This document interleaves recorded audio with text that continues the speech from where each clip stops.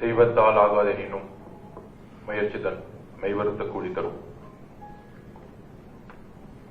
மாண்புமிகு அண்ணன் அமைச்சர் பொதுச் செயலாளர் அண்ணன் ஆனந்தன் அவர்களே, மாண்புமிகு அமைச்சர் செங்கோட்டையன் அவர்களே, மாண்புமிகு அமைச்சர் ஷாஜகான் அவர்களே சகோதரர், மாண்புமிகு அமைச்சர் மூத்த அமைச்சர் திரு விஸ்வநாதன் அவர்களே, அமைச்சர்களே, சட்டமன்ற உறுப்பினர்களே, நண்பர்களே, எல்லோருக்கும் வணக்கம்.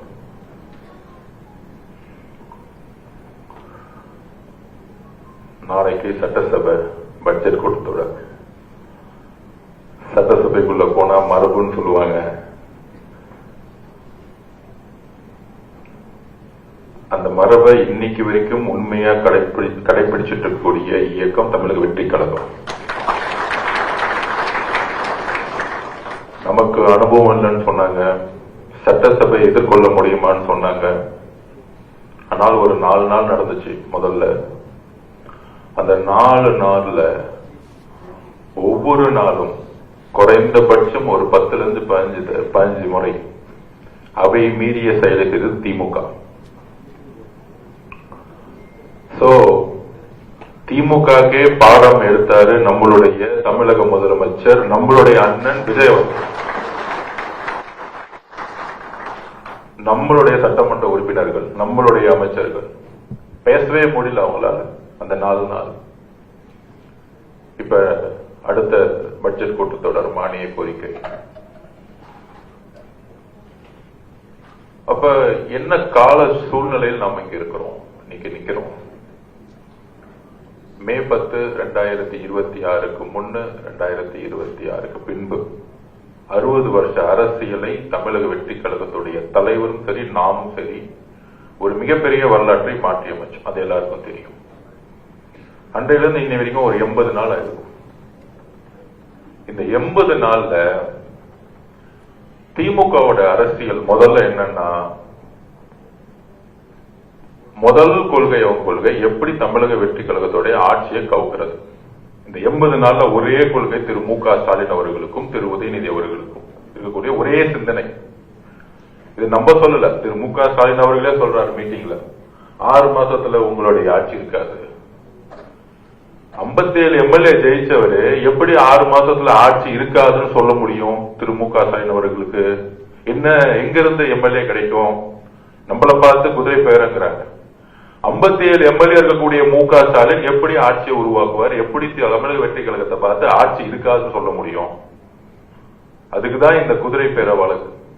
திரு செந்தில் பாலாஜிய கரெக்டா போலீஸ் டார்கெட் பண்ணி நம்ம கிட்ட இருக்க எம்எல்ஏ கிட்ட எல்லாம் போன் பண்ணி 50 கோடி கொடுக்கிறேன், 100 கோடி கொடுக்கிறேன், உங்களுக்கே எதிர்காலம் இல்ல, கொளத்தூர்ல டோட்டலா தோத்துட்டு வீட்டுல உட்கார்ந்து 60 வருஷம் 75 வருஷ கட்சி, 30 வருஷம் ஆளுங்கட்சி, முதலமைச்சரா உங்களுடைய தந்தை திரு மு.க. ஸ்டாலின் அவர்கள் திராவிட முன்னேற்ற கழகத்தோட தலைவர், கொளத்தூர்ல மக்கள் தூக்கி எறிஞ்சிட்டாங்கன்னா இது வரைக்கும் ஏன் தூக்கி எறிஞ்சிட்டாங்கிற ஒரு மெசேஜ கூட அவங்க இன்னும் புரிஞ்சிக்கல. ஒரே ஒரு முறைதான் கொளத்தூருக்கு தலைவர் போனார். அதுல 5 நிமிஷம் கூட பேசல. சேப்பாக்கம் மிஸ் ஆயிடுச்சு அன்னைக்கு, அவ்வளவுதான்.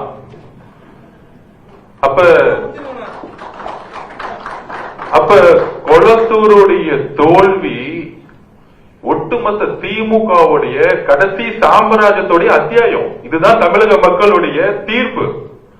இனிமேட்டு திமுக குடும்பத்திலிருந்து ஒருத்தர் முதலமைச்சர் ஆவே முடியாது. எழுதி வச்சுக்கோங்க. நீங்க என்ன அவதூறு வேணா பரப்பிக்கோங்க, என்ன பொய் வேணா பரப்புங்க, அதுக்கெல்லாம் நம்ம ரெடி. எல்லாத்தையும் பார்த்துட்டு இருக்காரு எங்க தலைவர். நீங்க 4 நாள் உட்கார்ந்து 2வது நாள் அன்னைக்கு பேட்ச் ஒன்று குத்திட்டு வராங்க, வாயத்தரங்க சிஎம். நான் அப்பயே சொன்னேன், அவர் அமைதியா 5 மணி நேரம் யோகா பண்ற மாதிரி அமைதியா உட்கார்ந்துட்டு இருந்தாரு. என்னைக்கு அவர் வாய திறக்க போறோம் அன்னைக்கு நேஷனல் ஹெட்லைன்ஸ். அடுத்த 1 மாசத்துக்கு கதறுவாங்கன்னு நான் 3வது நாள் சொன்னேன். பேச ஆரம்பிச்சு அடுத்த செகண்ட் வெளிநடப்பு பண்ணேன். சட்டசபையில 3 நாளா வாயத்தரங்க செய்யும்னு சொல்லிட்டு அவர் எந்திரிச்சு என்ன பேசுறான்னு கூட கேட்கல. பார்ட்டி ஃபண்ட் சொன்னதுதான் மிச்சம். உடனே இதெல்லாம் திமுக செஞ்சுட்டாங்க. இந்த திருடங்கள்லாம் திருடிட்டு ஓடி போகும்போது போலீஸ் துரத்தும் போது யார் திருடன் யார் திருடன் யார் திருடன் யார் சொல்றோம் அவங்க திருடனா இருக்கும். அன்னைக்கு சட்டசபையில் எல்லாரும் எடுத்து நிறுத்திட்டாங்க. பார்ட்டி பண்ணு ஏன் சொல்றீங்க? அங்க இருக்க அதிமுக, அங்க இருக்க அதிமுகவுடைய பொதுச்செயலர் இபிஎஸ் உட்கார்ந்துட்டு இருக்காரு. அவர் அமைதியா உட்கார்ந்துட்டு இருக்காரு. இந்த சண்டையில நம்ம எந்திரிக்க கூடாதுப்பா, நம்ம அமைதியா இருப்போம். ஆனா திமுக எந்திரிச்சு எக்ஸ்போஸ் ஆயிட்டாங்க. அப்ப அவர்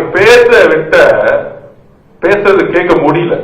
ஏன் முடியலன்னா அதான் ஆதிக்கம். நான் திருப்பி திருப்பி பதிவு பண்ண திமுகவுடைய தோல்விக்கு ஆதிக்கம்.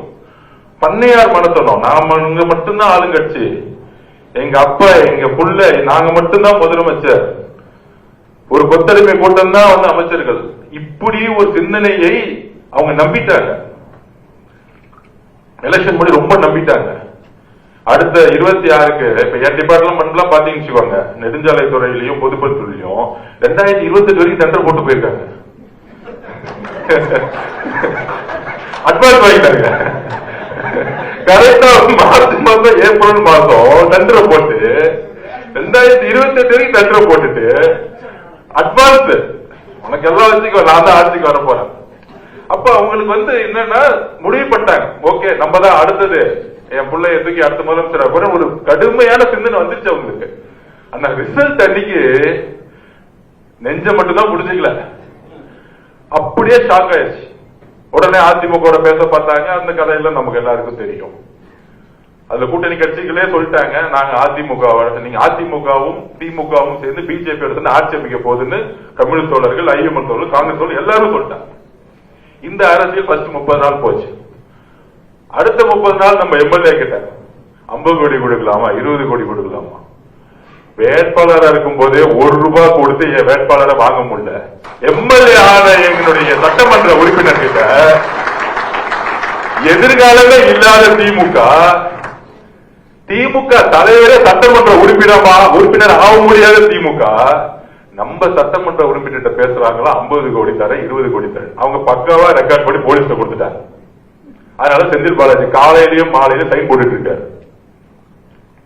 அப்ப நம்ம சட்டமன்ற உறுப்பினருக்கு தெரியாதா? அடுத்த 10 வருஷம் இல்ல, திமுக தலைவர் மு க ஸ்டாலின் அவர்களே, எம்ஜிஆர் உயிரோடு இருக்க வரைக்கும் அவர் சேர்ல இருந்து உங்க அப்பாடாலே தூக்க முடியல, எழுதி வச்சுக்குவாங்க. அவர் இருக்கிற வரைக்கும் உங்களால ஒண்ணுமே செய்ய முடியாது. உங்களோட சாம்ராஜ்யம் முடிஞ்சிருச்சு. அதுக்கு ஒரு 6 மாசம் அவங்க ஒத்துக்கிறதுக்கு. அது வரைக்கும் அந்த கடல்ல மீன் இருக்கு பாத்தீங்களா, எடுத்த தரையில போட்டீங்கன்னு வச்சுக்கோங்க, அப்படி துள்ளும் பாத்தீங்களா, இந்த 6 மாசத்தை துள்ளிட்டு இருப்பாங்க. அதை நம்ம கொஞ்சம் கண்டுக்கூடாது. ஒரு 6 மாசத்துல அப்படியே அமைதியா வீட்டை விட்டு வரமாட்டாங்க. அப்ப திமுக தலைவர் சட்டமன்ற உறுப்பினரா வர முடியல, சட்டசபைக்குள்ள வர முடியல. அடுத்தது யாரு எதிர்கட்சி தலைவராக்கலாம்? நான் உங்களுக்குள்ள ஒரு கூட்டம். எவ்வளவு சிறந்த அறிவாளிகள் இருக்காங்க திமுக, இன்னைக்கு இருக்கிறாங்க. ஆனா திருப்பியும் திரு மு க ஸ்டாலின் அவர்கள் ஒரு எதிர்கட்சி தலைவர்னா என்ன, ஈக்குவல் டு கேபினட் ரேங்கிங், அமைச்சருக்கு ஈக்குவல். தான் புள்ளதான் எதிர்கட்சி தலைவர் ஆகணும். திருப்பி ஒரு பட்டாபிஷேகம், துணை முதலமைச்சர் ஆக்குறது ஒரு பட்டாபிஷேகம், எதிர்கட்சி தலைவராக ஆக்குறது ஒரு பட்டாபிஷேகம். எப்ப லாஸ்ட் 5 வருஷம் சட்டசபைக்கு வராத ஒருத்தரை தூக்கி பட்டாபிஷேகம் பண்ணி எதிர்கட்சி தலைவர். அவரு வந்துட்டு ஃபர்ஸ்ட் 4 நாள் நம்ம பார்த்துட்டு தான் இருந்தோம் என்ன பண்றாரு அப்படின்னு. எந்திரிச்சு திடீர்னு ஒரு பேப்பர் எடுப்பாரு, சோபா மாடல் அதுன்னு பேசி திருப்பி உட்காந்துருவாரு. கடைசி நாள்ல முதலமைச்சர் பேச ஆரம்பிச்சாரு. எந்திரிச்சுட்டு இப்படிலாம் பேசக்கூடாது, பார்ட்டி பண்ணலாம் பேசக்கூடாது. அப்ப வரலாற்றுல முதல் முறையா ஒரு முதலமைச்சர் தான் கடைசியா பேசி முடிப்பார். கவர்னருடைய உரைக்கு எல்லா கட்சியோட தலைவர்கள் பேசுவாங்க, எதிர்கட்சி தலைவர் பேசுவாரு, எல்லாத்துக்கும் பதில் வந்து முதலமைச்சர் கொடுப்பார். அதோட சட்டசபை முடிஞ்சிட்டு தேதி குறிப்பிடாம முடிச்சு வைப்பாங்க. இது எல்லாருக்கும் தெரியும். சபாநாயகர் திடீர்னு ஒண்ணு சொல்லிட்டார், மாண்புமிகு எதிர்கட்சி தலைவர்களும் முதலமைச்சர் பேசி முடிக்கட்டும், உங்களுக்கு பேசுறதுக்கு வாய்ப்பு தர. இது சுதந்திர வரலாற்றில் தமிழ்நாட்டில் இதுவரைக்கும் எந்த சபாநாயகரும் சொன்னதே கிடையாது. உங்களுக்கு அறிவு இருந்தா, திறமை இருந்தா, திராவிட முன்னேற்ற கழகத்தின் ஒரு உண்மையான எதிர்க்கட்சி தலைவராக இருந்திருந்தா அந்த வாய்ப்பை பயன்படுத்திருக்கலாமா முடியாதா? இதுவரைக்கும் முதலமைச்சருடைய உரை, ஒட்டுமொத்த உரை எடுத்து பார்த்துக்கோங்க, தனிப்பட்ட விமர்சனங்கள் கிடையவே கிடையாது. ஒரே ஒரு முறை மதுரையில் அங்கிள் சொன்னார், அது அவருடைய ஒரு உறவு முறையில சொன்னார். அவர் தவறுன்னு சொன்னோன்னே, வருந்தலாக சொன்ன அடுத்த மீட்டிங்ல சொன்னாரு, நான் தவறான வார்த்தைகளை சொல்லல, ஒரு உறவு முறையில சொன்னேன், இன்னமேட்டு அந்த வார்த்தையை சொல்ல மாட்டேன்னு சொன்னது எங்க தலைவர். இதுதான் உண்மை. அரசியல் ரீதியான தாக்குதல் இருக்கும் எங்களோட தலைவர்கிட்ட இருந்து. ஏன் ஒட்டுமொத்த அடுத்த கட்டத்தில் இருக்கக்கூடிய நிர்வாகிகள் ஆகட்டும், இதுவரைக்கும் தவறா ஒருமையில ஒரு பெண்ணை நோக்கிய விமர்சனம் தமிழக வெற்றி கழகத்துடைய நிர்வாகிகள் வந்ததே கிடையாது. இதுதான் எங்களுடைய வளர்ப்பு, எங்க தலைவர்கிட்ட நான் கத்துக்கிட்டேன். அப்ப எதிர்கட்சி தலைவரா இருக்கக்கூடிய பணி என்ன? அண்ணா உருவாக்கிய இயக்கம் சமூக நீதியும் மாநில சுயாட்சியும் பேசி பேசி வளர்ந்த இயக்கம். அதுக்கப்புறம் கலைஞர் 1000 குற்றச்சாட்டுகள் இருக்கான். சமூக நீதி பேசி கட்சியை வளர்த்தார். அவரும் பெண்களை கொச்சையா பேசக்கூடிய வழக்கத்தை திருமதி இந்திரா காந்தி மேடம் கிட்ட இருந்து கொண்டு வந்தார். அது என்ன பேசினார் அதுக்குள்ள போக விரும்பல, இறந்தவரை பத்தி பேச வேணாம், வரலாறு. அப்ப ஜெயலலிதா அம்மா பொதுச் செயலர் ஆன முதலமைச்சர் ஆன அன்னைக்கு உருவான பண்பாடு திமுக, ஒரு பெண்ணுடைய தலைமையை விமர்சிக்க மாட்டாங்க. ஒரு பெண் முதலமைச்சரா இருக்கும் பொழுது அந்த முதலமைச்சர் செய்யக்கூடிய நிர்வாகத்தை விமர்சிக்க மாட்டாங்க. தேர்தல் அரசியலை எதிர்கொள்ளக்கூடிய பிரச்சாரத்தை உருவாக்க மாட்டாங்க. தனிப்பட்ட தாக்குதல்கள், ஒரு பெண்ணுடைய உடல் உறவு. பெரியார் அப்பயே சொன்னார், பெண்ணை கடவுளா பார்க்கறதோட பெண்ணை சக மனுஷியா பாருங்க, நம்மள ஒரு ஆளா பாருங்க. புனிதமா பேசுறது முக்கியம் இல்ல, சமத்துவமா பேசுறதுதான் முக்கியம். இந்த சிந்தனை உங்களுக்கு இல்லை திரு உதயநிதி அவர்களே. பெரியார் கருத்துக்களை உள்வாங்கி அண்ணா உருவாக்கிய இயக்கம் பெரியாருடைய பெண் ஏன் அடிமையானால் புக்கை எடுத்து மொத உதயநிதிக்கு புக்க கொடுக்கணும். அந்த சிந்தனை இருக்குல்ல, அந்த ஒரு பிறப்பாக ஒரு சிந்தனை இருக்குல்ல திரு உதயநிதி அவர்களுக்கு.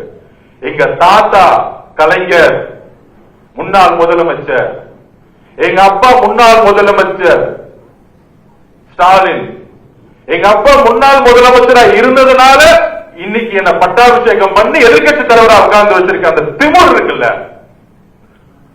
அந்த திமிர் தான் பிறப்பால் உருவாக்கப்பட்டது.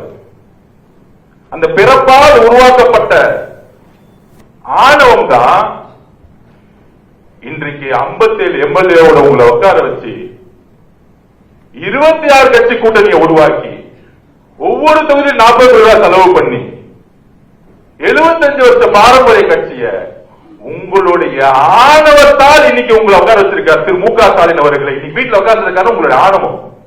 ஏன் அந்த வார்த்தையை சொல்றேன்னா, இப்ப எக்ஸ்ல ஒரு ட்வீட் போட்டிருக்காரு, தமிழக வெற்றி கழகத்துக்கு ஆணவமா திரு மு க ஸ்டாலின் சொல்றாரு. இதுவரைக்கும் எங்களுடைய முதலமைச்சர் எங்களுடைய அண்ணன் ஒரே ஒரு இடத்துல பெண்ணை தவறா தரக்குறைவா பேசி பார்த்திருக்கீங்களா? எழுதி வச்சு இப்ப எழுதி கொடுங்க திரு மு க ஸ்டாலின் அவர்களை. உங்கள் மீது ஏற்படக்கூடிய ஊழல் குற்றச்சாட்டுகளை பத்தி பேசியிருப்பார், அதிகார அத்துமீறலை பத்தி பேசியிருப்பார், உங்களுடைய குடும்ப ஆட்சியை பத்தி பேசியிருப்பார். இதுதான் மக்கள்கிட்ட அவர் கொண்டு போன பிரச்சாரம். வேற எந்த பிரச்சாரத்தையும் அவர் உருவாக்கல. அவர் சொன்ன மாதிரியே எழுதி வச்சுக்கோங்க, இந்த 80 நாள்ல 75 வருஷத்துல ஒழிக்க முடியாத ஊழலை ஒவ்வொரு துறையிலும் ஒழிச்சிருக்கிறார்.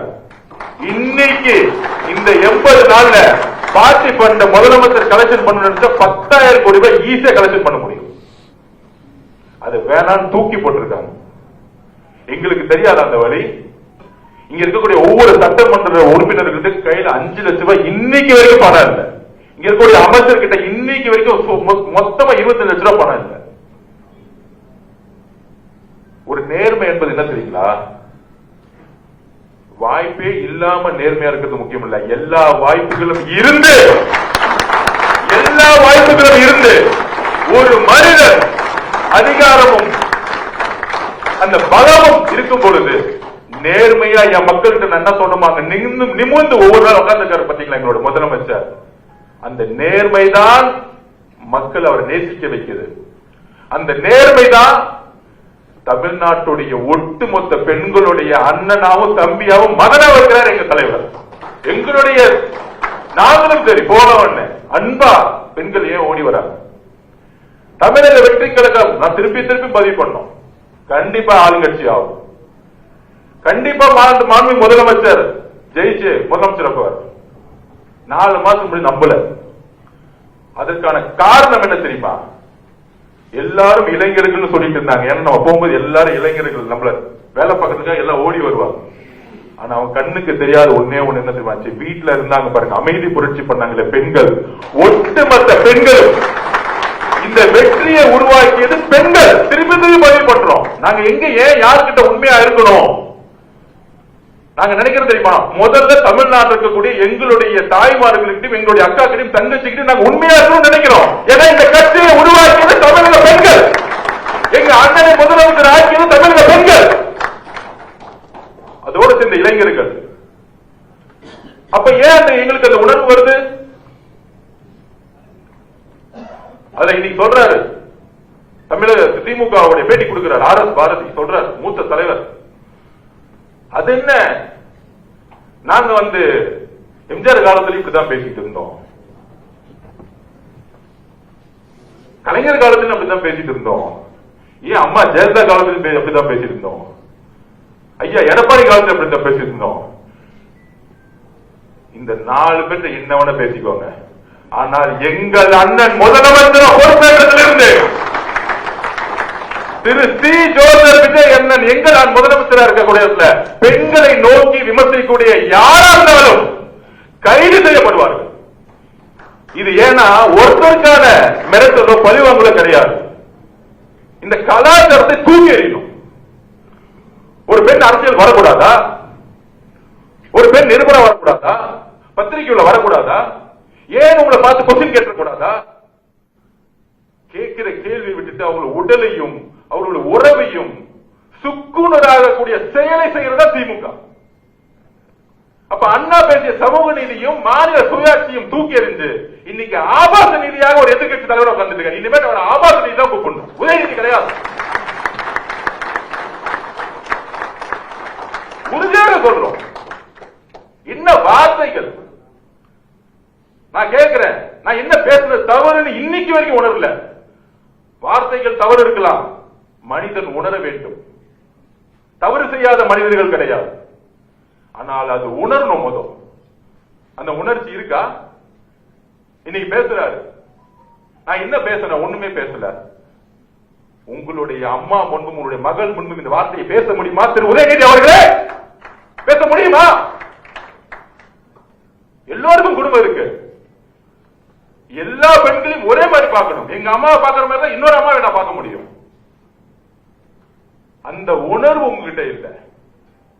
ஆனா எங்க தலைவருக்கு ஒவ்வொரு பெண்ணையும் தன்னுடைய அம்மாவும் தங்கச்சியாவும் அக்காவை பார்த்துட்டு இருக்காரு. இதனாலதான் இந்த ரியாக்ஷன். இதுதான் உண்மை. இது அரசியலோ பழிவாங்கலோ கிடையாது. நாங்க எதுக்கு அரசியல் பழி வாங்கணும்? 60 வருஷம் வரலாற்றை தூக்கி எறிஞ்சு சிங்கிளா தனியா எங்க சேர்த்திருக்காரு எலெக்ஷன்ல. உங்களை எதிரியாக நாங்க பார்க்கல. எங்க தலைவரை இழுத்து நிக்கிறதுக்கு ஒரு தகுதி வேணும்.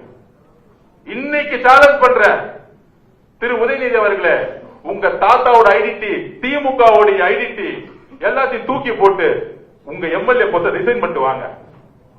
எங்க தலைவர் சாமானிய ஒருத்தர் நிப்பாட்டுவார். அதே சேப்பாக்கத்துல சாமானிய ஒரு பெண்ணை நிப்பாட்டுவார். சாமானிய ஒரு பெண்ணை சேப்பாக்கத்தை இன்னைக்கு நாங்க நிப்பாட்டு ரெடி சேலஞ்ச் பண்றோம். ஒரே ஒரு முறை எங்க தலைவர் வருவார் பட்சத்துக்கு, ஒரே ஒரு முறை தான் வருவார். டெபாசிட் வாங்க மாட்டீங்க, எழுதி வச்சுக்கீங்களா? இன்னைக்கு சேப்பாக்க எலெக்ஷன் நடந்துச்சுன்னா ஏன் தெரியுமா? திமுக இன்னைக்கு எதிர்கட்சி தலைவரான காரணமே கூட்டணி கட்சினாலதான். கூட்டணி கட்சியோட 20% மைனஸ் வச்சுங்க 10 தொகுதி ஜெயிக்க மாட்டாங்க. கூட்டணி கட்சியில 10 தொகுதி இல்ல. காங்கிரஸ், ஐஎம்எல், கம்யூனிஸ்ட், பிசிக இல்லன்னா திமுக 10 தொகுதி ஜெயிக்க முடியாது. இப்ப ஒட்டுமொத்த கூட்டணி எங்க தலைவர் கூட எங்களோட இருக்கிறாங்க. அப்ப நீங்க உங்களை பார்த்து நாங்க எதுக்கு பயப்படணும்? தேர்தல் ரீதியா நீங்க யார் எங்களுக்கு? எங்க தலைவர் உங்களை பார்த்து பைதா தானே வந்து கைது பண்ணணும், சிறை தள்ளணும். அந்த பயம் எங்க தலைவருக்குள்ள. சாமானிய தொண்டர் கூட தமிழக வெற்றி கழகத்தில் கன்னியாகுமரி சாமானிய ஒரு பெண்ணு கூட பயம் கிடையாது. உங்களை பார்த்து முடிஞ்சு போச்சு உங்க சாம்ராஜ்யம். எல்லாம் சேர்ந்துட்டாங்க, பெண்கள் ஒட்டுமொத்தமா சேர்ந்துட்டாங்க. நீங்க இது பேசி முடிச்ச அடுத்த செகண்ட் சமூக வலைதள பாருங்க, ஒட்டுமொத்த பெண்களும் பேச ஆரம்பிச்சிட்டாங்க. என்ன பேசுது? ஒரு பொறுப்பு வாய்ந்த எதிர்கட்சி தலைவர் பேசுறதா? ஈக்குவல் டு கேபினட் ரேங்கிங் அமைச்சர் இடத்துல இருக்கீங்க நீங்க. எதிர்கட்சி தலைவர் யார் யார் இருந்திருக்கா? கலைஞர் இருந்திருக்காரு இடத்துல. என்ன பேச்சுக்கள் இது? மேடம் ஜெயலலிதா உட்கார்ந்துருக்காங்க உங்க இடத்துல. எந்த இடத்துல உட்கார்ந்துட்டு இருக்கீங்க? காவேரி பிரச்சனை பத்தி பேசுறோம். காவேரி பிரச்சனை பத்தி நான் சட்டசபையில் நீங்க என்ன வேணா கொஸ்டின் கேளு. அது உடனே சொல்றாங்க அவர் வந்து நாளை சட்டசபையில் வந்து நம்ம கேள்வி கேட்டுறாரு, பயந்துட்டாங்களாம். 4 நாள் நீங்க என்ன கேள்வி கேட்டீங்க எனக்கு தெரியாது. அந்த இடத்துல சும்மா உட்காந்துட்டு இருந்தீங்க 4 நாள். நீங்க கேள்வி கேட்டீங்க எங்களை பார்த்து. நாங்க ரெடி. என்ன கேட்பீங்க? இருமொழி கொள்கையா, நீட் பிரச்சனையா, காவேரி பிரச்சனையா, மேகதாது பிரச்சனையா, சட்டம் ஒழுங்கு பிரச்சனையா, 5 வருஷம் சட்டமன்ற போஸ்கோ சட்டத்தில் எத்தனை பேர் கைதாயிருக்காங்கன்னு கணக்கெடுப்போம். நாங்க வந்து 80 நாள் ஆச்சு. 25 வருஷம் ஆண்டது நீங்க. ஒவ்வொரு பயிரை தொட்டாலும் பண்ணதுக்கான எல்லா தவறுகளும் நீங்க. மேகதாது பிரச்சனைக்கு சிம்பிளா சொல்றேன். 15/4/2026, 25/4/2026 சுப்ரீம் கோர்ட்ல தோற்றது யாரு? சுப்ரீம் கோர்ட்ல தோற்கும்போது ஆட்சியில் இருந்தது யாரு? தமிழக வெற்றி கழகம் ஆட்சியில் இருந்தாங்களா? திராவிட முன்னேற்ற கழகம் தான் ஆட்சியில் இருந்தாங்க. அப்ப சுப்ரீம் கோர்ட்ல கேஸ் தோத்துட்டு நம்ம உச்ச நீதிமன்றம் போக முடியாது. அங்க இருக்கக்கூடிய முதலமைச்சர் திரு சிவகுமார் அவர்கள் அணை கட்டணும்னு சொல்றாரு. இது இப்ப மட்டுமா சொல்றாரு? இந்த 30 நாள் சொல்லிட்டு இருக்காரா? 2 வருஷமா சொல்லிட்டு இருக்காரு. 2 வருஷம் திராவிட முன்னேற்ற கழகம் கூட்டணி இருக்கும்போது சொல்லிட்டு இருக்காரு. அதனாலதான் இது சென்ட்ரல் சப்ஜெக்ட் ஆகி அங்க நீர்வளத்துறை தான் முடிவெடுக்கணுங்கிறது சுப்ரீம் கோர்ட் 2012 தீர்ப்பு கொடுத்திருக்கு. இரு மாநில பிரச்சனைகள் வரும் பொழுது நேரம் டெல்லியில் இருக்கக்கூடிய நீர்வளத்துறை தான் போடும். அப்ப முதலமைச்சர் என்ன முடிவு பண்ணணும்? முதலமைச்சர் சட்ட ரீதியா முடிவெடுக்கிறார். நம்ம கோர்ட்டுக்கு போவோம். சுப்ரீம் கோர்ட்டுக்கு போக முடியாது. ஏன்னா 2 தட்டி அப்பீல் தோத்துட்டோம். அப்ப உடனே சுற்றுச்சூழல்ல கேஸ ஃபைல் பண்ண சொல்லிட்டார். சுற்றுச்சூழல் சர்டிபிகேட், என்வாயன்மெண்ட் சர்டிபிகேட் இல்லாம டேம் கட்ட முடியாது. டெக்னிக்கலி ஃபைல் பண்ணிட்டார். இதை நம்ம சொல்றோம் சட்டசபையில. அதுக்கப்புறம் ட்ரிபியூனல் போவோம். இது திமுக எடுத்த முடிவுதான். சட்ட வல்லுநர்கள் அதான் சொல்றாங்க. இப்ப இருக்க ட்ரிபியூனல் நம்ப முடியல. அவங்க டிபிஆர் அக்செப்ட் பண்ணிட்டாங்க. நம்ம புதுசா ட்ரிபியூனல் போனோம். திராவிட முன்னேற்ற கழகம் சொன்னதும் நம்ம சட்ட வல்லுநர் சொன்னதும் முதலமைச்சர் அக்செப்ட் பண்ணி சட்டமன்றத்துல ஒரு மனதா தீர்மானம் பண்ணவா இல்லையா? அன்னைக்கு திராவிட முன்னேற்றத்துக்கு கருத்து வேறுபாடு இருந்துச்சா? இல்ல அதிமுக கருத்து வேறுபாடு இருந்துச்சா? எல்லாரும் எந்திரிச்சு ஒரு மனதா தீர்மானம் நிறைவேற்றியாச்சு. ஆனா உடனே 10 நாள்ல 10 வருஷமா மழை பிரச்சனை கிடையவே கிடையாது. இந்த வருஷம் மழை இல்ல. இந்த 10 வருஷமா சொன்ன டைம்ல மழை வந்துச்சு, தண்ணி வந்துச்சு. மழை இல்லாதனால தண்ணி வரல. உடனே அரசியல் தமிழக வெற்றி கழகம் வந்த பிறகு தண்ணி வரல. திருப்பி நம்ம நீர்வளத்துறை அமைச்சர் டிஸ்கஷன் பண்ணி அங்க இருக்கக்கூடிய ஒழுங்காற்றுக்குள்ள உடனடியா அப்ளை பண்ணி அங்க கடுமையா சட்ட வல்லுநர்களை வச்சு நம்மளுடைய கோரிக்கையை சொல்லி அவங்களும் நமக்கு 3500 கனடிக் தண்ணீரை விடுங்கன்னு சொல்லிட்டாங்க. இங்க நம்ம எங்க தோத்துருக்கோம்? தண்ணி விட்டு விடணும்னு சொன்ன பிறகு தண்ணி விடல. இது எப்பயுமே கர்நாடகா பண்ணணும். உடனடியா உச்ச நீதிமன்றத்துக்கு போறதுக்கான ஆலோசனையை கொடுக்க சொல்லிட்டார் முதலமைச்சர். அந்த டிஸ்கஷன் போயிட்டே இருக்கு. திருப்பி மழை அங்க வந்துருச்சு. அதனால 16,000 கனடி 20,000 கனடி தண்ணி விட்டு ஆரம்பிச்சிட்டாங்க. அப்ப இந்த காவேரி பிரச்சனைக்கு நம்ம எங்க தவறு செஞ்சிருக்கோம்? அப்ப என்ன மாதிரி சூழ்ச்சி அரசியலை இந்த தமிழகம் மட்டும் உருவாக்குறாங்க, பொய்யான அரசியல் உருவாக்குறாங்க. அதுக்கு 16,000 கனடி தண்ணி வர ஆரம்பிச்சிருச்சு. அதுக்கு தஞ்சாவூர்ல போய் பேசுறாராம். தண்ணி அங்க வர ஆரம்பிச்சுட்டாங்க பேசுறாரு. நம்ம ஏதோ மேகதாது விஷயத்துல நம்ம சரியா பேசுறோமா? முதலமைச்சர் கர்நாடகா போறாரு. அவருடைய நோக்கம் என்ன? ஒரே நோக்கம் தான். அவருடைய நோக்கம் இந்த ஸ்டேட்மெண்ட் வர்றது, ட்விட்டு போறது, பேருக்கு சும்மா ஒரு ஆர்ப்பாட்டம் நடத்தல எங்களுடைய தலைவருக்கு விருப்பமே கிடையாது. செயல், எங்களுடைய தலைவர்னா செயல்படணும்னு சொல்லுவார். அப்ப அவருடைய என்ன இருந்துச்சுன்னா, நம்ம போய் தண்ணி கேட்டாலும் கொடுக்க மாட்டாங்க, பரவாயில்ல. ஆனால் இந்த காவேரி பிரச்சனையை வச்சு இரு மாநில மக்களுக்கான உறவை நாளைக்கு அரசியல் ரீதியா தூண்ட விட்டு சமூக பதட்டம் உருவாயிடக்கூடாதுன்னு எங்க முதலமைச்சர் நினைச்சாங்க. இதுதான் ரீசன், வேற ஒண்ணும் கிடையாது. இதுதான் ரீசன்.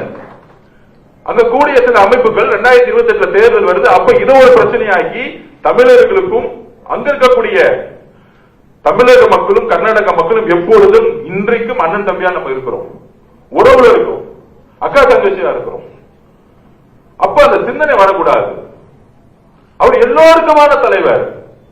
இங்க எப்படி கன்னியாகுமரியிலும் கிருஷ்ணகிரியிலும் போகும்போது 5 லட்சம் மக்கள் வருவாங்களோ, அவர் கர்நாடகால இறங்கி பெங்களூர் போகும்போது 10 லட்சம் மக்கள் நிற்பாங்க அவர் பாக்குறதுக்கு. இதுதான் எங்களுடைய தலைவர். அவர் கர்நாடக மக்களுக்கு சேர்ந்துதான் யோசிக்கிறார், அந்த மக்களுக்கு சேர்ந்துதான் யோசிக்கிறார். அப்ப 2 மாநில உறவை மேம்படுத்தணும். ஒரு பிரச்சனை வரும் பொழுது உறவு சரியா இருக்கணும். ஒரு முதலமைச்சரை அங்க போகும்பொழுது நாளைக்கு சூழ்ச்சி அரசியல் உருவாக்கி ஒரு கழகம் உருவாகம் இருக்கணும்னா, என் மகனே வந்துட்டு கனடா இருக்கக்கூடிய ஒரு தாய் சொல்லுவாங்க, ஏன்பா இந்த பண்றீங்கன்னு சொல்லுவாரா? சொல்ல மாட்டாங்களா? இந்த அரசியலுக்காக தான். இது என்ன பெரிய நம்ம அங்க போக கூடாதுன்னு இருக்கு. நம்ம ஒரு உறவு முறையில போவோமே, இது நம்ம கர்நாடகா, நம்ம மக்கள், ஏன் மக்கள் தானே அவங்களும், கேரளால இருக்க மக்களும் ஏன் மக்கள் தான் நினைக்கிறதா எங்க தலைவர். இது என்ன தவறு?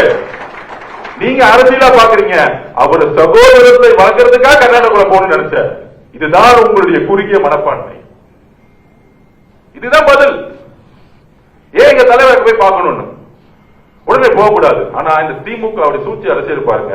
காங்கிரஸ் இருக்க அண்ணனுக்கு தெரியும், கூட்டணி இருக்கும்போது அதே திரு சிவகுமார் அவர்கள் 2026 திமுக ஜெயிக்கணும் பிரச்சாரத்துக்கு வந்தார். அவர் இங்க பிரச்சாரத்துக்கு வந்தார். அப்ப நீங்க திரு சிவகுமார் அவர்களை மீட் பண்ணக்கூடாதுன்னு உங்களுக்கு ஏன் தோணல? வந்தாரா இல்லையா பிரச்சாரத்துக்கு? திரு சபரேஷ் அவர்களும் உதவிகளும் கூட்டு போய் சிவகுமார் அவர்களை பிரச்சாரத்துக்கு கூட்டிட்டு வந்தாங்களா இல்லையா? தேர்தலில் திமுக ஜெயிக்கணும்னு இப்ப இருக்கக்கூடிய முதலமைச்சர் திரு சிவகுமார் அவர்கள், இப்ப நான் சொல்றது பழைய வரலாறு கிடையாது, 2 மாசத்துக்கு 3 மாசத்துக்கு முன்னாடி திமுக தேர்தல் பிரச்சாரம் பண்ண வந்தார். இப்ப தெரியுதா மேகதாது அரசியும் காவிரி அரசியும் எடுத்து எந்த மாதிரி அரசியல் உருவாக்கணும்? இதெல்லாம் ஏன் தெரியும் உருவாக்குறாங்க? இதுலயும் அரசியல் இருக்கு. கூட்டணி கட்சிகளா இருக்கக்கூடிய நம்மளுடைய உறவுகள் கம்யூனிஸ்ட் கட்சிக்கிட்ட இவங்களுக்கு ஐடியாலஜி கிடையாது, கொள்கை கிடையாது, இவங்க எல்லாம் பிஜேபி டீம் அப்படின்னு ஒரு பொய்யான பிரச்சாரத்தை உருவாக்கி இவங்களுக்குள்ள நமக்குள்ள ஒரு கலக்கத்தை மூட்டி ஆட்சியை கவுக்குறாங்க. அதுக்குதான் நீட்டோட நிலைப்பாடு முதலமைச்சர் தெளிவா சொல்லிட்டார். நாங்கள் நீட்டை எதிர்க்கிறோம். கரெக்டா? நீட் இருக்கவே கூடாது, அதான் எங்க நிலைப்பாடு. கல்வியை மாநிலப்பட்டில் கொண்டு வரணும், இதுதான் சொல்யூஷன், ஃபைனல் சொல்யூஷன். அது எப்ப நடக்கும்? எழுதி வச்சுக்கோங்க. 2029 எங்க தலைவர் முடிவு பண்ணுவார் யார் பிரதம மந்திரி. அன்னைக்கு சட்டம் வரும் பார்லிமெண்ட்ல. முதல் சட்டம் நீட்டை ஒழிக்கப்பட்டது. முதலமைச்சருடைய ஒரே சைலண்டா பண்ணிட்டு போயிட்டே இருப்பார். அவர் எப்பயுமே அதிகமா பேசவே மாட்டார். அது ஒரு உதாரணம் சொல்லிடுவா. சில தலித்துல இருக்கவங்க நிறைய குரல் கொடுப்பாங்க. ஆம்ஸ்டாங் படுகொலை எல்லாரும் போராடினாங்க 3 வருஷம். பெரிய பெரிய அறிவுஜீவிகள் உட்கார்ந்து போராட்டம் பண்ணிட்டு இருப்பாங்க சினிமா துறையில. அண்ணனுக்கு சட்டம் ஒழுங்கு, இங்க இருக்கவங்களே பழைய அமைச்சர்களே அவங்களை கொண்டுட்டாங்க, நீதி விசாரணை வேணும், சிபிஐ விசாரணை வேணும். இது வரைக்கும் ஆம்ஸ்டாங் அண்ணனை பத்தி எந்த போராட்டம் எங்க தலைவர் கலந்துக்கல. ஆனா சைலண்டா வாட்ச் பண்ணிட்டே இருப்பார். முதலமைச்சர் ஆனாரு, வந்தாரு, சுப்ரீம் கோர்ட்ல போயிட்டு சிபிஐ என்கொயரி தான் வேணும்னு சொல்லிட்டு பயில கோர்ஸ் கொண்டு போயிட்டாங்க. 3 வருஷம் நாடகம் ஆடிட்டு இருந்தாங்க. ஆம்ஸ்டாங் அண்ணன் படுகொலைக்கு சிபிஐ என்கொயரி வேணும்னு. யாரு இது? யாருக்காக நம்ம அண்ணன் பண்ணா தெரியுமா? அவங்களுடைய மனைவி இருக்காங்களே, அவங்களுடைய ஒரே கோரிக்கைக்காக. வேற எந்த அரசியலும் கிடையாது, வேற எந்த அரசியலும் கிடையாது. யாரா இருந்தாலும் கைது செய்யுங்க. அது முன்னாள் அமைச்சராக இருக்கட்டும், யாரா இருந்தாலும் கைது செய்யுங்க. நேர்மையான விசாரணை வேணும். ஆம்சாங்கனுடைய மனைவியோடைய கோரிக்கை என்ன? அவங்களுக்கு ஒரு நியாயம் வேணும் கிடைக்கிறாங்க. 3 வருஷமா போராடுறாங்க. கரெக்ட் தானே? செஞ்சிருவோம், முடிஞ்சிருச்சு. ஒரே மெசேஜ், அது செஞ்சிருங்க. இதுதான் எங்க தலைவருடைய அரசியல். எழுதி வச்சுக்கோங்க. செயல் செயல் செயல் தான் எங்களோட தலைவர். உங்களை மாதிரி உட்கார்ந்துகிட்டு சும்மா அந்த ஆர்ப்பாட்டம், இந்த போராட்டம், மக்கள் முன்னாடி நடிப்பு, மீடியா அரசியல் தெரியாது. உணர்வுள்ள அரசியல். அப்ப நமக்கு எந்த தலைக்கணமும் இல்லை, நமக்கு எதிரிகளே இல்லைன்னு சொல்ல வரல. தேர்தல் அரசியலில் எங்க தலைவருக்கு தெரியும் எப்படி வெற்றி பெறணும். எங்களுக்கு அதனால எங்க தலைவருக்கு யாரை பார்த்தாலும் பயம் கிடையாது. அவர் சொல்லுவார், ஒருவேளை நம்ம நேர்மையா இருப்போம், ஒருவேளை ஆட்சியே கவர்ந்தாலும் என்ன ஆச்சு, 3 மாசம் எலெக்ஷன் வரும், நம்ம 234 தொகுதி ஜெயிக்கிறதுக்கான வேலையை பண்ணுங்க. நம்ம கூட்டணி கட்சிகள் சொல்லுங்க, எதுக்கு நான் பயப்படணும்? கூட்டணி கட்சி தலைவர் சொல்லுங்க. என் மனசுல நேர்மை இருக்கும் போது நான் எதுக்கு பயப்படணும்? இதுதான் எங்களுடைய தலைவர். அப்படி இருக்கும் பொழுது கலைஞர் பேரனா இருந்தாங்க, ஸ்டாலின் மகனா இருந்தாங்க. கொஞ்ச நாளுக்கு முன்னாடி இவங்க பிஜேபியில இருந்து ஒருத்தவங்க வந்து கம்ப்ளைண்ட் பண்ணாங்க. அப்துல்லா, நம்ம பேர் என்னப்பா,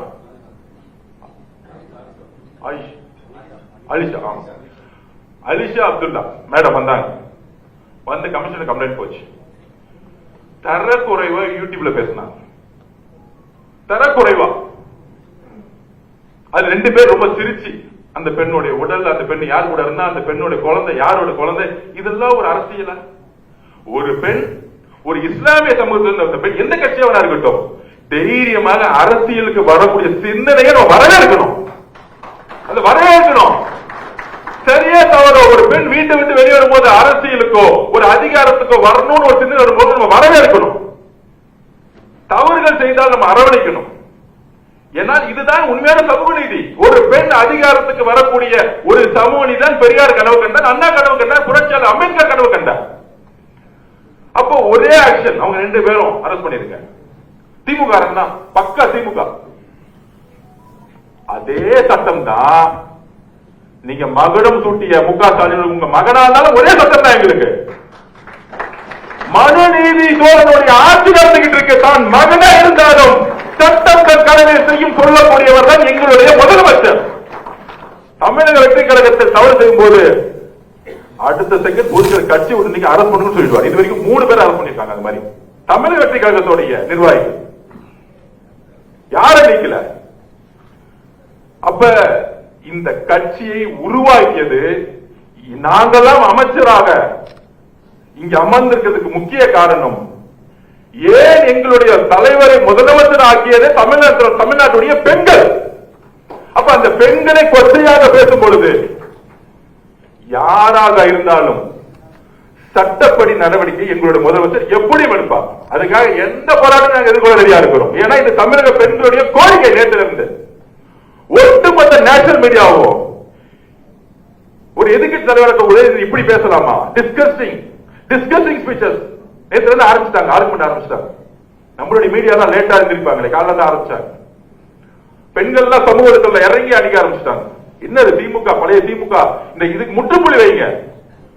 50 வருஷ திமுக இந்த பெண்களை நோக்கி இழிவா பேசக்கூடிய அரசியல் முற்றுப்புள்ளி வைங்க. தைரியம் இருந்தா எங்க தலைவரை விமர்சிக்கணும்னா அவர் முகத்தை பார்த்து ஒரு தவறு சொல்லி அரசியல் பண்ணி ஜெயிச்சிருங்க. எந்த காலத்துல வாய்ப்பு கொடுக்கவே மாட்டார் அவர். உங்களுடைய அரசியல் எல்லாம் தூக்கி போட்டுதான் ஜெயிச்சுட்டு வந்திருக்காரு. அப்ப இது மாதிரி ஒரு விமர்சனத்தை உருவாக்குனா ஒரு அட்டென்ஷன் கிடைக்கும். இதுதான் வந்து ஒரு கேவலமான பிறப்பாலே அந்த பிரச்சனை இருக்கு அவருக்கு. அவர் நல்ல டாக்டர் அனுப்பணும், சைக்காலஜி டாக்டர் அனுப்பணும். இதுதான் உண்மை. மனநல மருத்துவர்கிட்ட திரு உதயநிதி அனுப்பணும். ஓப்பனா சொல்றேன், உண்மை. ஒரு பெண்ணை நோக்கிய பார்வை இருக்கு பாத்தீங்கன்னா, அந்த பார்வை எங்க இருந்தா பிறப்புல இருக்கும் போது ஏதோ பிரச்சனை இருந்தாலும் வரும். அந்த மாதிரி எங்க அம்மா அப்படி பார்க்க முடியுமா? எங்க அக்காவை தங்கச்சி அப்படி பார்த்து பேச முடியுமா? சொல்ல முடியுமா? சொல்ல முடியாது, சொல்ல வராது. உங்க குடும்பம் மட்டும் உங்களுக்கு புனிதமும் பெருமைன்னா எங்க தலைவர் தமிழ்நாட்டுக்கு எல்லா பெண்களையும் புனிதமும் பெருமையா பார்ப்பார். அவங்களை நீங்க டச் பண்ணீங்கன்னா குணம் கொடுப்பார். யாராக இருந்தாலும். அதான் சொன்னேன். ஆலிஷா மேடத்தை கம்ப்ளைண்ட் வாங்கணும்னு ஆக்ஷன் எடுத்தாங்க இல்லையா? யாரா இருந்தாங்க உடனே விமர்சனம். இந்த பத்திரிகை அந்த பத்திரிகை அந்த மஞ்சள் பத்திரிகை எல்லாம் முதல் ஒழிச்சு விடணும். எல்லா பத்திரிகை யார் யாரெல்லாம் பெண்ணை நோக்கி விமர்சனம் பண்ணாங்களோ தவறு. ஒரு பெண் வீட்டை விட்டு வரும்பொழுது, அதிகாரத்துக்கு வரும்பொழுது, எம்எல்ஏ மினிஸ்டர் வரும்பொழுதோ இல்ல தொழில்துறையில் வரும்பொழுதோ அவங்களை நீங்க உடல் மொழியா கை வச்சாலே அடுத்ததுக்கு கொஸ்டின் வரும். ஏன் இங்க இருக்கக்கூடிய இங்க எக்ஸாம்பிள் சொல்லிடுறேன். இங்க தொழில்துறை அமைச்சரக்கூடிய கீர்த்தனா மேடம் அப்பப்ப கடுமையான விமர்சனம் வரும் திமுக ஐடி. அதுக்கான காரணம் என்ன தெரியுமா? இப்ப நான் உண்மையை சொல்றேன். தொழில்துறையில லாஸ்ட் 5 வருஷமா ஒவ்வொரு நிறுவனங்களுக்கும் ஒவ்வொரு பாலிசி எடுத்திருக்காங்க. அதாவது ஒரு நிறுவனுக்கு ஒரு சப்சிடி பாலிசி, இலவசம், டாக்ஸ்ல ரிலாக்ஸ், இது மாதிரி. இன்னொரு நிறுவனங்களுக்கு லேண்ட் ஃப்ரீயா கொடுக்கு. இது ஒரு ஊழல், பெரிய ஊழல். இந்த ஊழலுடைய ஃபைல் எடுக்கிறாங்க. அந்த ஊழல் பண்ண அமைச்சர் யாரு? முன்னாடி டிஆர்பி ராஜா. டிஆர்பி ராஜா இன்னைக்கு எந்த பொசிஷன் இருக்காங்க? திமுக ஐடி விங்கோட செக்ரட்டரி. இப்ப புரியுதா? திமுக ஐடி விங் செக்ரட்டரி ஏன் ஒரு பெண்ணை இந்த அமைச்சரை டார்கெட் பண்றாங்கன்னு தெரியுதா? ஏன்னா அந்த ஊழல் வெளியே வந்துடக்கூடாது. வெளியே வந்துச்சுன்னா அவர் மாட்டிக்குவார். அப்ப ஒருத்தரை நெகட்டிவ் பண்ணு, அந்த கேரக்டர் நெகட்டிவ் பண்ணு, அந்த பெண் அமைச்சர் நெகட்டிவ் பண்ணு. அப்ப திமுக ஒட்டுமொத்த ஐடி விங்க செயல்படும். சிறு சிறு தவறுகளை சாரின்னு சொல்லிட்டு போறதா நம்மளோட சட்டமன்ற உறுப்பினர். ஆமாங்க, தவறு செஞ்சுட்டாங்க, மன்னிச்சுக்கோங்க. உங்களை மாதிரி ஊழல் பொருளடிச்சு உங்களை மாதிரி எல்லா அநியாயம் பண்ணக்கூடிய சட்டமன்ற உறுப்பினர் நம்ம கிட்ட கிடையாது. தவறுகள் தெரிந்தா சாரின்னு சொல்லிட்டு போயிட்டு அடுத்த தவறு செய்யாம போயிட்டே இருப்பாங்க. வேற லேர்னர்ஸ் நாங்கள் கற்றுக்கொண்டு இருக்கிறோம். ஒரு ஸ்கூலுக்கு போறோம், ஐயோ அந்த இடத்துல பாத்ரூம் சரியில்லை, ஐயோ அந்த ஸ்கூல் சரியில்லை. இது ஒரு வீடியோ எடுத்து நம்ம சமூகத்துல போடணும்னு ஏன் சொன்னோம்னா, இந்த அநியாயம் நடந்துட்டுன்னு காமிக்கிறதுக்கு, அது ரீல்ஸுக்காக கிடையாது. அப்ப தவறுன்னு சொல்லும் பொழுது ஆமா இந்த தவறை நாங்க செய்ய மாட்டோம், புரோட்டோகால் படி சொல்லும் போது இனிமேல் தவறு செய்ய மாட்டோம். திருத்தி இதுக்கு மேல என்ன ஊழல், என்ன குற்றச்சாட்டு இருக்கு? இந்த இடத்துல இந்த கான்ட்ராக்ட்ல 10 கோடி ரூபாய் வாங்கிட்டாங்க இந்த எம்எல்ஏ, மினிஸ்டர் சொல்ல முடியுமா 80 நாள்ல? அப்ப இதெல்லாம் திசை திருப்பக்கூடிய வேலைகள். அவங்களுடைய மீடியா, அவங்களுடைய டிவி, அவங்களுடைய சோசியல் மீடியா, அவங்களுடைய பணபலம். அதனால நம்ம விளக்கம் சொல்றதை விட்டுட்டு நம்ம 60 நாள் அமைதியா அரசியல் ரீதியா பயணம் பண்ணவே. பட்ஜெட் வருது, மானிக்கு வருது, அதுக்கான டிராப்ட் பண்ணிட்டு இருந்தோம். தலைவர் சொல்லிட்டாரு, வரக்கூடிய பட்ஜெட் ஒவ்வொரு துறையிலையும் அடுத்த 50 வருஷத்துக்கான அடித்தளத்தை உருவாக்கக்கூடிய ஒவ்வொரு டிமாண்டை உருவாக்குன்னு சொல்லிட்டாரு.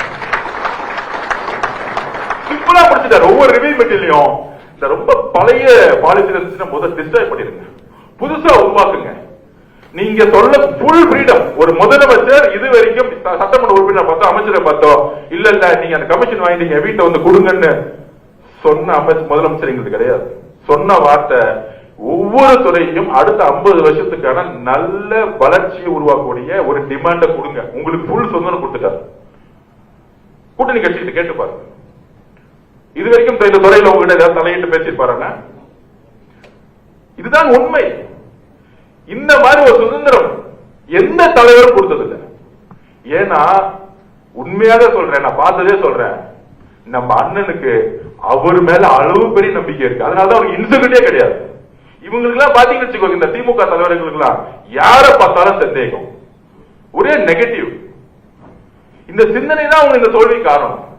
இப்ப கூட பாருங்க, பொய்யா பரப்புறாங்க, பழி வாங்கல். நாங்க எதுக்கு பழி வாங்குறோம்? ஈக்குவலா இருந்தா பயம் வரும். எங்க தலைவர் கிட்டத்தட்ட அங்க போய் எங்க 1000 கிலோமீட்டர்ல எங்கேயோ நின்றுட்டு இருக்காரு. நீ இன்னும் வீட்டுல உட்கார்ந்துட்டு இருக்கீங்க. வீட்டுல உட்கார வச்சுட்டோம், ஆல்ரெடி உங்க அப்பாவே உட்கார வச்சுட்டோம். நீங்க என்னப்பா இல்ல 5 நிமிஷம் போதும். சேப்பாக்க ஜெயிச்சதுக்கு காரணம் ஐஎம்ஓ காங்கிரஸும். அதையும் சொல்லிருக்கேன். இஸ்லாமிய சகோதரர்களுடைய ஓட்டு அதுவும் முடிஞ்சு போச்சு. இனிமேல் சேப்பாக்க நிக்க சொல்லுங்க. திருவாரூரில் நிக்க முடியாது. அண்ணன் போயிட்டாரு, காங்கிரஸ்ல இருந்து அண்ணனை போட்டாச்சு, இறங்கி வேலை பாருங்க அப்படின்னு. 234 தொகுதியில் அவங்களுக்கு சிந்திச்சு பாக்குறாங்க. நெக்ஸ்ட் டைம் எலெக்ஷன் வந்தா எங்கேயுமே ஜெயிக்க முடியாது. அப்போ ஒன்லி அவங்களுக்கு தெரிஞ்சதுலாம் அந்த கோயபல் பிரச்சாரம் தான். பொய்யா பேசு, புரட்சி, கொள்கை, இந்த கதையெல்லாம் ஓடிட்டே இருப்பாங்க. மக்களுக்கு இவங்களுடைய மொழியிலிருந்து வெளியே வந்துட்டாங்க. எழுதி வச்சுக்கோ, பேசுறது மக்களுக்கு புரியல, விலகி நின்ட்டாங்க. இந்த கைதுக்கு அப்புறம் ஆபாச நிதியை புரட்சியாளர் மாத்திரத்துக்கு திமுக ஐடி செயல்பட்டு கைது செய்யப்பட்டார். 8 மணிக்கு போலீஸ் போறாங்க. தைரியமான ஆளா இருந்தா என்ன பண்ணிருக்கணும்? வீட்டை விட்டு ரூம் விட்டு 8:15 வந்திருக்காரு. இப்ப என் வீட்டுக்கும் போலீஸ் வந்தாங்க. சார் நான் வீட்டிலே தான் இருக்கேன், என்ன விடுங்க. ஒரு நேரத்தில் திமுக பிரச்சாரம் பண்ணாங்க, விஜய் அவர்களுக்கு கைது செய்ய போறோம், எஃப்ஐஆர் போட போறாங்க. 3ஆவது நாள் சொன்னார், நீங்க என் ஆளெல்லாம் டச் பண்ணாதீங்க, நான் வீட்டில தான் உட்கார்ந்து இருக்கேன், எனி டைம் வாங்க.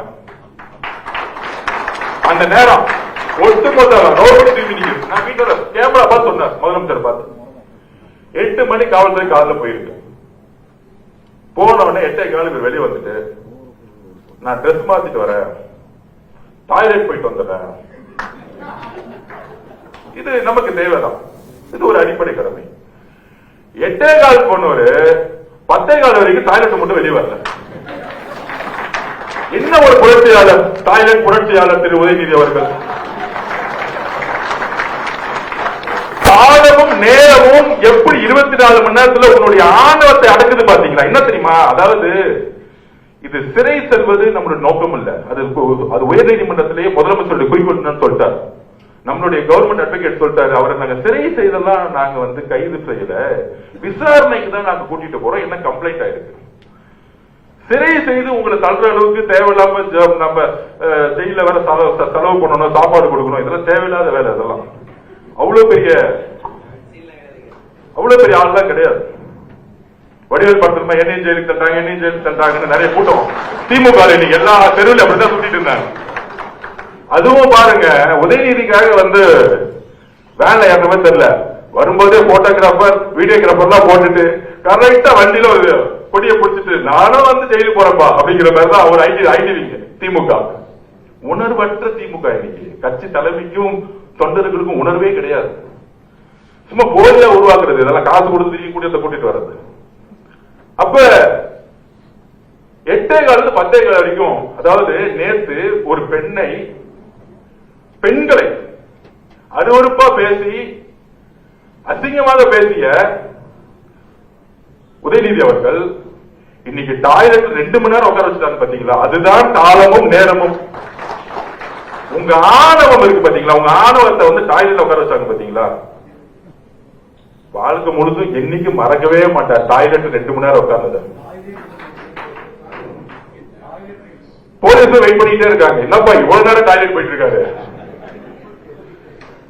தைரியமா வந்தா என்ன பண்ணிருக்கணும், 8:15 வாங்க போலாம், விசாரணை தானே போலாமே, என்ன இருக்கு? நீங்க தான் தப்பே பண்ணலையே, உங்களுடைய மொழி எடுப்புல நான் என்ன தப்பு பண்ணேன், ஒண்ணுமே தப்பே பண்ணலையே. அதாவது மனிதரா இருக்கவர்கள் நம்ம தவறு செஞ்சுட்டா, ஆமா அந்த நேரத்துல நான் தவறு செஞ்சுட்டேன், நான் வருந்துகிறேன்னு சொல்லிட்டு போயிடுவாங்க. ஆகச்சிறந்த தலைவர்கள் மேடம் ஜெயலலிதாவே, ஆமா தவறு நடந்துச்சு விட்டுருங்க. ஆனா வெளியே சிரிச்சிட்டு நான் எந்த தவறு செய்யல சொல்றாரு பாத்தீங்களா? இதுதான் ஆணவத்துடைய உச்ச கொடுமை. நம்ம சட்டப்படி கோர்ட்ல அவர் சிறை செல்லணும் பண்ணல, நியாயப்படி பெண்கள் முன்பு யாரு தவறு செய்தாலும் கைது செய்யப்படாலும் பெண்களுக்காக எங்க தலைவர் குரல் கொடுத்தார். இதுதான் எங்களுடைய தலைவர், யாரா இருந்தாலும் சரி. இந்த மெசேஜ் என்ன தெரியுமா? இனி வரும் காலங்களில் எதிர்கட்சி தலைவரையே கைது செய்யறோம். இனிமேட்டு இந்த சோசியல் மீடியால இருக்கிறவங்க, இந்த மஞ்ச பத்திரிகை நடத்துறவங்க, என்ன இந்த ட்விட்டர்ல டூப்ளிகேட் ஐடி வச்சிருக்கிறவங்க, இன்ஸ்டாகிராம் டூப்ளிகேட் ஐடி வச்சிருக்கு திமுக வச்சிருக்கவங்களா, எல்லாத்தையும் தேடி பிடிச்சி பெண்களை நோக்கி விமர்சனம் வந்தா உடனடியே கைது செய்யுங்க. இதுதான் தமிழகத்தோட முதல் கொள்கை. ஊழல ஒழித்த மாதிரி பெண்களை அருவருப்பா பேசக்கூடிய கலாச்சாரத்தை ஒழிக்கக்கூடிய ஒரு ஆட்சியை உருவாக்கணும். அதுதான் எங்களோட தலைவர். இவ்வளவுதான் சிந்தனை. அது எந்த பட்டா இருந்தாலும் சரி, இதுதான் முதல் கொள்கை. பெண்களுக்கான பாதுகாப்பையும் பெண்களுக்கான செக்யூரிட்டியும், அவங்க தைரியமாக வெளியே பணி செய்யக்கூடிய எந்த ப்ரொபஷனல், பொலிட்டிக்கலா இருக்கட்டும் மீடியாவா இருக்கட்டும், எந்த ப்ரொபஷனலும் தைரியமா வெளியே வரணும். அப்படி இருந்தா அப்படி அவங்களுக்கு யாரெல்லாம் முடக்க பார்க்கிறாங்களோ அவங்க கைது செய்யப்படும். அப்ப இந்த கலாச்சாரத்தை ஒழிக்கணும். அதுக்குதான் இந்த கைது. அதுலயும் விசாரணை. ஏன் விசாரணை பண்ணக்கூடாதா? என்ன மன்னராட்சியா? அதெல்லாம் முடிஞ்சு போச்சு. 2026 மே 10 முடிஞ்சு போச்சு. மன்னராட்சி தூக்கி எரிஞ்சாச்சு. இங்க எல்லோரும் தவறு செய்தால் போலீஸ் கூப்பிட்டா விசாரணைக்கு போய் தான் ஆகணும். கூப்பிட்டா 10 மணிக்கு கூப்பிட்டாங்க, எல்லா அட்வொகேட் வந்துட்டாங்களாம். பெரிய பெரிய 100 அட்வொகேட் உட்கார வச்சுட்டு எல்லாம் பேசிட்டு நான் போறேன். அதே 8:15 போக வேண்டியது தைரியமா இருந்தா. அப்ப போற பிறகு போலீஸ் ஒரு 1 hour 2 hour என்கொயரி பண்ண போறாங்க. ஏங்க பேசுனீங்க? அவருக்கு கொஞ்சம் மறதி நோய், நான் பேசவே இல்லைங்க நேத்து அப்படின்னு சொல்லுவார். அதுக்கப்புறம் கோர்ட்டுக்கு போவோம் சப்ஜெக்ட். ஆனால் தமிழக பெண்களுக்கு எங்களுடைய தலைவர் ஒரு உறுதியும் நம்பிக்கையும் முதல் முறையா கொடுத்திருக்கிறார். தவறு செய்தா நான் யாரும் கைது பண்ணுவேன், அதுக்கான கான்சியஸ் படி கவலைப்பட மாட்டேன். எதிர்கட்சி தலைவரா நீ நைட் எடுக்க முடியும், கால சட்டத்தை வாங்க, என்ன வேணா கேள்வி கேளுங்க, நாங்க இருக்கிறோம், எழுதி வச்சுக்கோங்க. அண்ணா பொதுச்செயலாளர் தலைவர்கிட்ட ரிக்வெஸ்ட் பண்ணிருங்க, இன்னுமேட்டு உதயநிதி அவர்களுக்கு தலைவர் இருந்து பதில் சொல்ல வேணாம். நான் இருக்க, அண்ணன் விஸ்வநாத அண்ணன் இருக்கிறாரு, செங்கோட்டை அண்ணன் இருக்கிறாரு, நம்ம தம்பி ரமேஷ் இருக்கிறாரு, இங்க இருக்கக்கூடிய சட்டமன்ற உறுப்பினர் இருக்காரு, நம்ம பதில் சொல்லிக்கோ. தலைவர் போய் நேரா அவருடைய ஆட்சி பணியை அவர் பாடி செய்யட்டும். பதிலே சொல்ல வேண்டாம். இந்த மாதிரி கேரக்டருக்கு இந்த ஆபாச நீதிகளை எந்திரிச்சு எங்களுடைய தலைவர் தமிழக மக்களால் சிங்களா தேர்ந்தெடுக்கப்பட்ட நம்பிக்கை உருவாக்கி தலைவர் பதில் சொல்ல வேண்டிய அவசியமே கிடையாது, பதில் சொல்லக்கூடாது.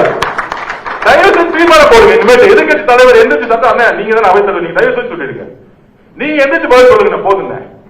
இல்ல நம்ம ரமேஷ் போதுங்க, நாம போதுங்க, அண்ணன் இருக்கிறாங்க, விஸ்வநாதன் அண்ணன் இருக்கிறார், நம்ம பாத்துக்கலாங்க.